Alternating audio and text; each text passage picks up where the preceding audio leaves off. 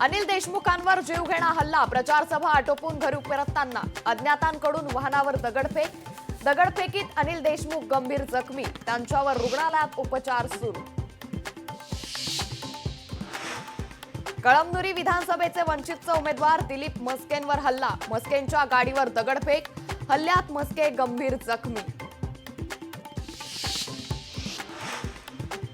कल्याण पूर्वमधील उमेदवार धनंजय बोडारे यांच्या कार्यकर्त्यांच्या गाडीवर दगडफेक, मध्यरात्री अज्ञात व्यक्तीकडून दगडफेक, घटनेनं मतदारसंघातील राजकीय वातावरण तापलं.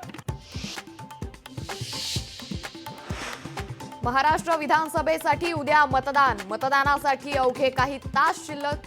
राज्यातील 288 जागांसाठी एकाच टप्प्यात होणार मतदान, तर 23 नोव्हेंबरला निकाल होणार जाहीर. निवडणुकांच्या पार्श्वभूमीवर राज्यात कडक पोलीस बंदोबस्त तैनात, प्रचाराच्या तोफा थंडावल्यानं छुप्या प्रचाराला येणार वेग, छुप्या प्रचारावर पोलिसांची करडी नजर. मुंबईत 3 लाख नवे मतदार, मागील निवडणुकीत 10% कमी मतदान झालेली केंद्र क्रिटिकल म्हणून घोषित. लोकसभेच्या तुलनेत विधानसभेत मतदानाचा टक्का वाढणार का, याकडे लक्ष. मतदानाच्या दिवशी मुंबई मेट्रो 2 आणि मेट्रो 7च्या सेवेचा कालावधी वाढवला. आज आणि उद्या 9000 एसटी बसेस धावणार. निवडणुकांच्या रणधुमाळी 2 दिवस, शाळांनाही सुट्टी.